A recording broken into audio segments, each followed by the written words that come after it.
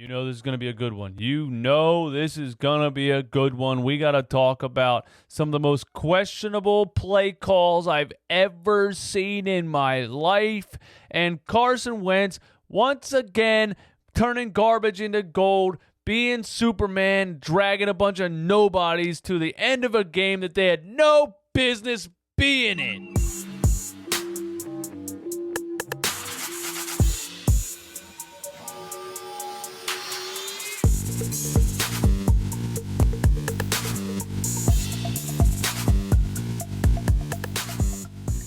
What is up, guys? DJ Eastwood here. This is the Run It Back Podcast, home of the most brutally honest Philly sports takes on YouTube. Some people don't like it, but it's because some people don't like the truth. Hit the subscribe button if you're new. Hit the like button if you like the truth. Hit the dislike button if you like lying to yourself. I messed up my opening lines. I'm not thinking clearly. Oh, this Eagles game has my brain going in all kinds of different directions, and there's so many things we got to talk about.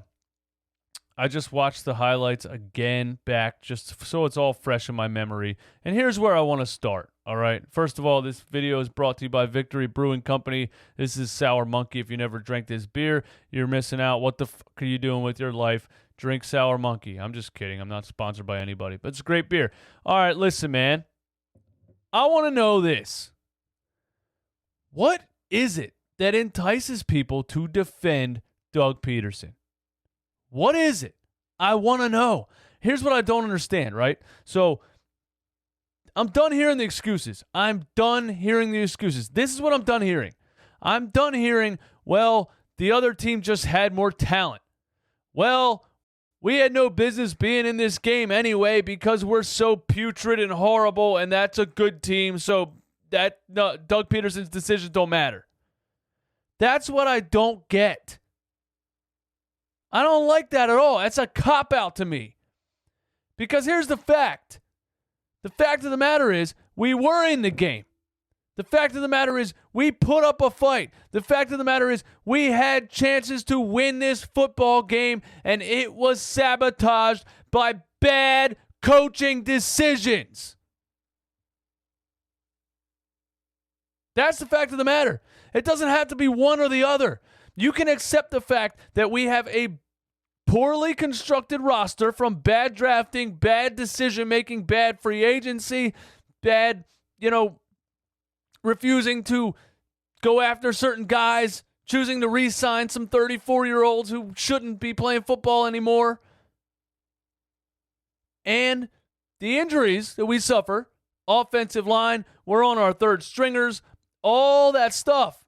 And you can still acknowledge that Doug Pederson's play calling is embarrassing. It is abysmal. It is some of the worst professional play calling I've ever seen in my life. I mean, the guy's a goofball. Like, let's call it what it is. I think he's a dope. I don't think he's a smart person.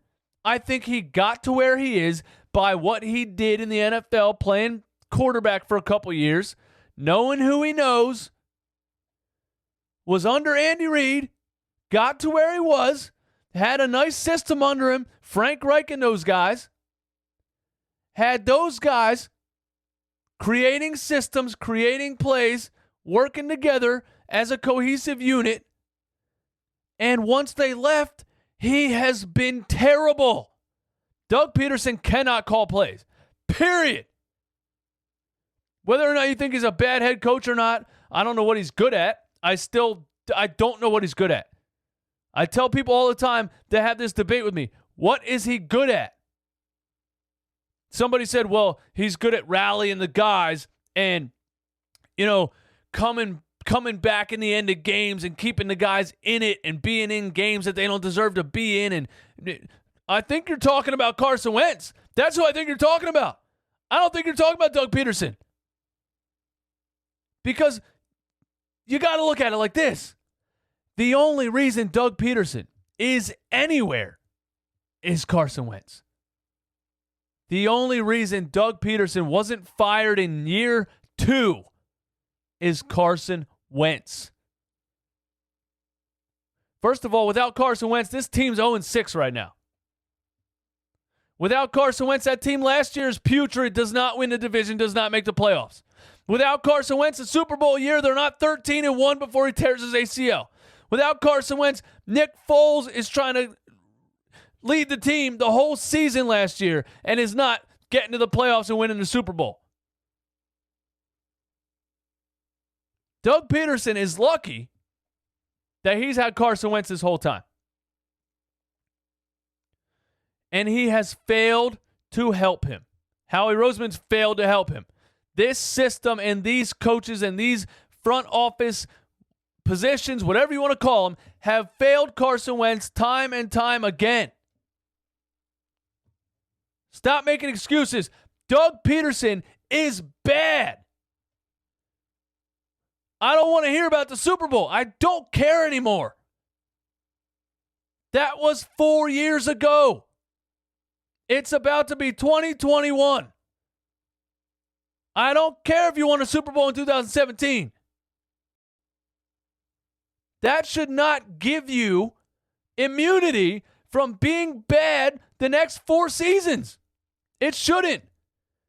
And stop with the injuries and the bad roster. I'm not talking about that. I'm talking about his decision making.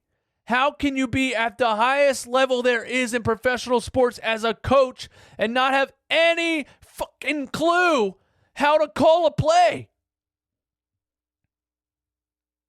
Carson Wentz brings you all the way back in this game. Carson Wentz running for his life every play like we knew it would be. This is a great defensive line they're playing against, the Baltimore Ravens. All right? So you knew it was going to be that. Again, Doug Pederson did no game plan to help Carson Wentz, had no kind of strategy to get him outside the pocket, had no kind of strategy to help him get away from that defensive line that you knew was going to be coming through that O-line like a bunch of freight trains every play. He did nothing to help him. Play number 1 to start the game, Carson Wentz drops deep in the pocket and gets sacked. The thing that you know you should not be doing against this defensive line, you did on the first play. Look, man, what did the Patriots do, that Bill Belichick system, when they played a good defensive line? It was so creative. 2-step drops, dump offs to running backs, dump off the running backs, quick slants, quick outs to tight ends, quick, because you know that defensive line is going to eat you up. So when your offensive line is as bad as they are, and you're facing a defense like this, you would think that would be the main objective, to get the ball out of the pocket as fast as possible. Instead, first play of the game, deep drop, deep patterns by the wide receivers, not enough time to throw because why the hell would there be? And a sack. So he's already, the game plan's already backwards from the start.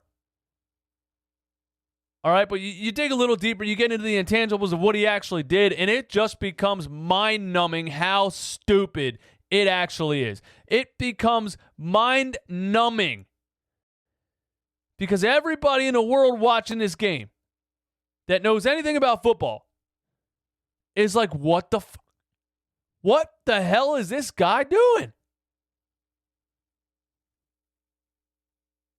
So they have a chance to score in the first quarter, right? They're on a 4th and 1. He elects to not kick a short field goal with Jake Elliott. And they don't get the 4th and 1. They get the ball back, and he kicks a longer field goal with Jake Elliott, and he misses the field goal. All right? Then they score 6. They're down 17-6, and he decides to go for 2. For what reason? I cannot wait.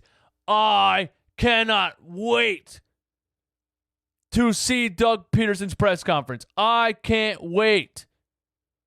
I don't know if it happened right after the game. I can't wait to watch it and listen to the reporters ask questions and listen to his just empty nonsense answers. because there's no reason to go for 2 in a situation like that. I said it 2 weeks ago, maybe last week, I don't remember. What is with the going for 2 stuff for no reason? Because guess what? When it's 17-6, if you go for 2 and get it, now it's 17-8, right? All right. So say you score again. Now it's 17-13. 8, 6 is 14. Now it's 17-14, right? Then maybe you kick an extra point and then you can go ahead with a field goal. I just don't understand the extra 1 point in that situation. It's not enough of a bonus. It's not enough of a pro for you to go for it. Because if you miss it, now it's suddenly not a 10-point game, it's an 11-point game. So now you need 2 touchdowns instead of a touchdown and a field goal. It's more of a risk than a reward. And everybody knows that. Literally not a single person alive knows why Doug Pederson went for 2. And he missed it. And it was a horrendous play call. A Jalen Hurts read option on the goal line against one of the best defensive lines in football, and it gets swallowed up on the 5-yard line, like you knew it would. Fast forward to the end of the game. Now you have to go for 2 because you went for 2 earlier and missed it for no reason. And you run a read option for Boston Scott up the middle against one of the best defensive lines in football, who, by the way, weren't having a bad game. They've been eating you alive the entire game. I mean, every single thing leading up to that tells you not to do that. I just don't understand his brain. I don't think he thinks at all. I literally think he pulls out the playbook and he just picks something every single time. There's no strategy behind it. There's no thought process. There's no rhyme or reason. He just picks a random play. That's got to be what it is. Carson Wentz leads you all the way back. All the way back. He got sacked 6 times. He got hit 18 times. He's dropping back, getting helmets in the chest over and over and over. Getting just mollywopped and pancaked. And still plays the next snap. Still comes back. Rolls himself out of the pocket. Throws a deep touchdown to Travis Fulgham. Throws a ridiculous throw to Richard Rodgers. Escaping pressure. Off his back foot. Ridiculous throw. Throws one in the corner to Jason Kroom. Who? Brings you all the way back by throwing the ball because Miles is out.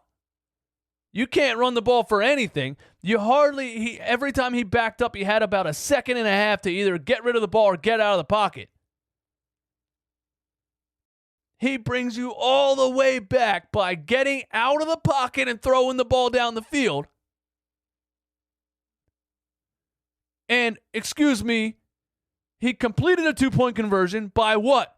By rolling out of the pocket and throwing the ball in the end zone to J.J. Arcega-Whiteside, which I don't know how the hell he caught it. I've hardly ever seen the guy catch a wide open ball, and he caught it. So he completes a 2-point conversion by getting out of the pocket and throwing it. Now with the game potential tying play, you have to go for 2 because of your stupid decision earlier. You call a read option to Boston Scott up the middle. Are you kidding me? Did Doug Pederson actually envision Boston Scott taking that ball and running through the Baltimore Ravens defensive line? Did he actually think that was a possibility? It just doesn't. It just doesn't make sense. It really doesn't. I'm tired of the excuses. This guy cannot call plays.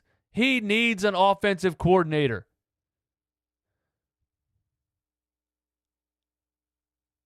Enough is enough. I mean, I don't know. I watched the play again a couple times, and I don't know if Carson was trying to take the ball back because he had Richard Rodgers in the end zone making a little out. Yeah, he fell over. The whole play just got completely blown up. Carson's on top of Boston's. It's a terrible play call. Enough of the excuses for Doug Pederson. The guy stinks at calling plays, and he stinks at game planning. He does the opposite of what you should do. You should be getting Carson outside the pocket. I said that in my pregame. Did he get him outside the pocket the whole game? No. I hardly saw any bootlegs the whole game. Why? This does not make sense. All game long, deep drops in the pocket. Getting hit. Doug is doing absolutely nothing to protect this kid. And he's going to get hurt. Carson Wentz is going to get hurt. Because he got hit 18 times in this game. There was a play, it was a designed QB keeper, where he got sandwiched between 3 players, looked like he broke both of his legs in half, fumbles the ball. I'm like, this guy is getting absolutely abused. I thought we're supposed to be protecting this dude. I thought Carson Wentz is supposed to be protected. We're not supposed to want him to, remember a year or two ago, we wanted him to not run the ball anymore because he gets hurt. We want him to stay healthy. Now we're calling QB keeper so he can get mollywopped by the Baltimore Ravens defense. He's going to get hurt, and it's going to be on Doug Pederson. If Carson takes himself outside the pocket and does something stupid, runs and dives into a couple defenders, that's one thing. You're calling QB keepers? I don't get it, man. I really don't. The only reason you got to the end of that game is because Carson Wentz was throwing absolute dimes. And you call a read option to Boston Scott. Why was Travis Fulgham not targeted in the first half? What I really think is Travis Fulgham was targeted by the Baltimore Ravens defense.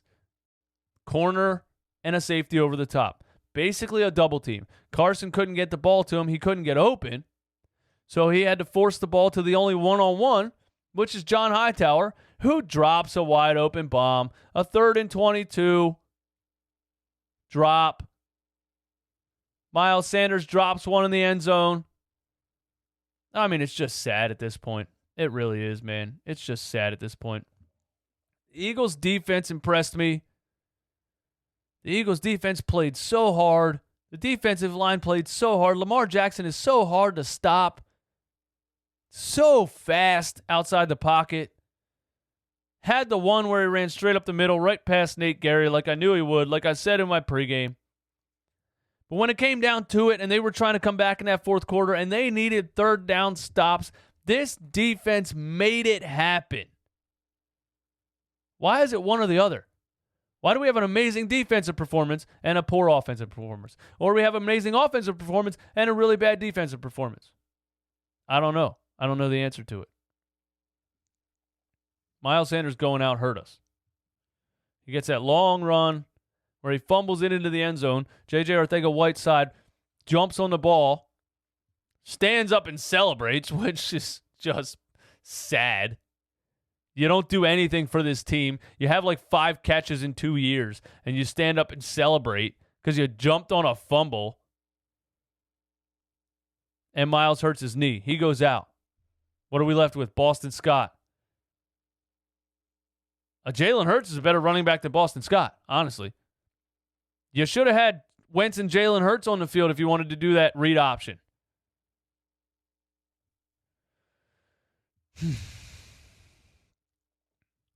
Carson Wentz deserves respect. He deserves respect. Without Carson, this team's 0-6. Without Carson, Doug Pederson's fired years ago. Once again, Carson Wentz drags a bunch of nobodies to the end of a game against a good team. I mean, he is just Superman. He is just so resilient, it's ridiculous. Anybody that has something negative to say about Carson Wentz in this game has no idea what they're talking about. None. There's no way you watched this game and hated Carson Wentz. This game is an absolute blowout without Carson Wentz. Oh, they should have kept Nick Foles. Nick Foles can't move. Nick Foles would have got sacked 15 times in this game. This would have been 45-0 with Nick Foles. And I'm sorry, you want to put Jalen Hurts in the game, the Jalen Hurts crowd. Put in Jalen Hurts. Are you kidding me?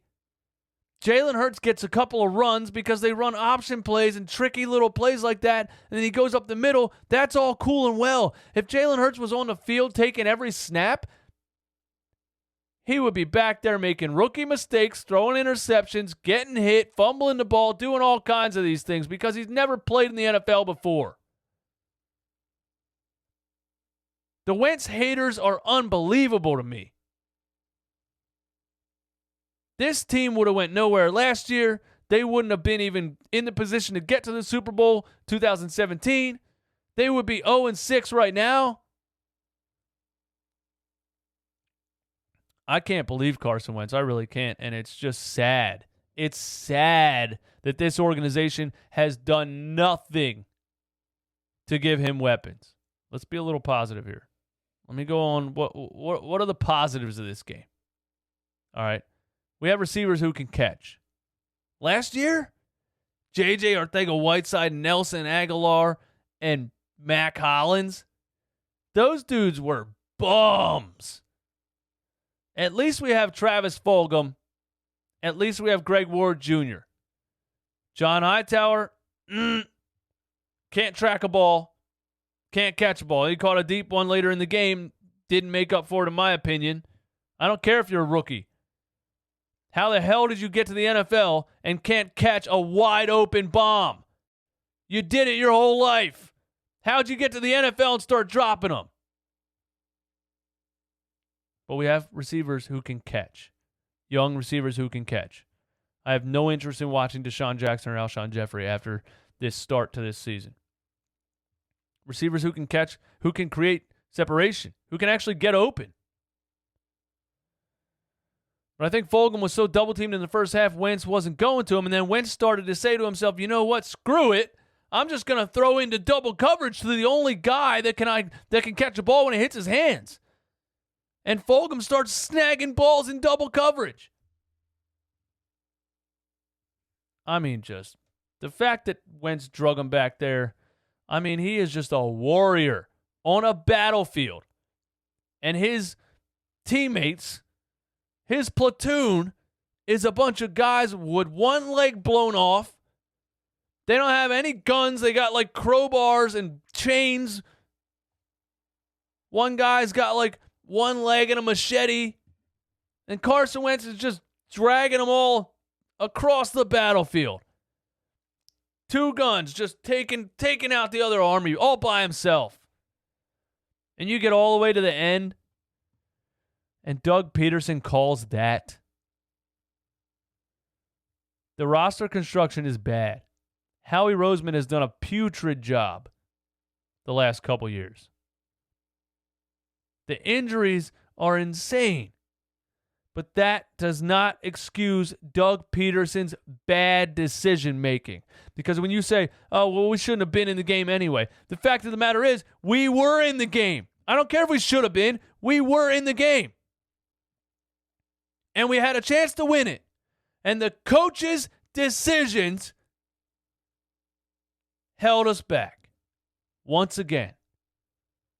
I'm not saying Doug Pederson should be fired. Doug Pederson should not be calling plays. Doug Pederson needs an offensive coordinator. It's clear as day right now. All right? I don't know outside of that what he does good, because Howie drafts the guys, clearly. Howie has all of the influence on what the lineups are and who's on the field. So if there's an offensive coordinator creating the offense and calling the plays, then I don't even know what Doug Pederson does or what he's good at.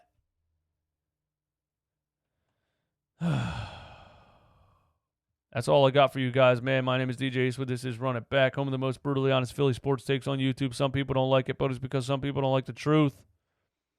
Myself and Philly Mike are going live tomorrow at 6 p.m. I'm going to have time to gather my thoughts, watch some of the replays and tape and stuff of this game, and give more in-depth, opinions and breakdowns and other things like that. Don't forget to get the number to call the show tomorrow. Give us your thoughts and opinions when you call in live, radio show style. I'll put the number in the description. Hit the subscribe button if you're new. I give you these podcast episodes every single day for free. I want my subscription. Have a good night.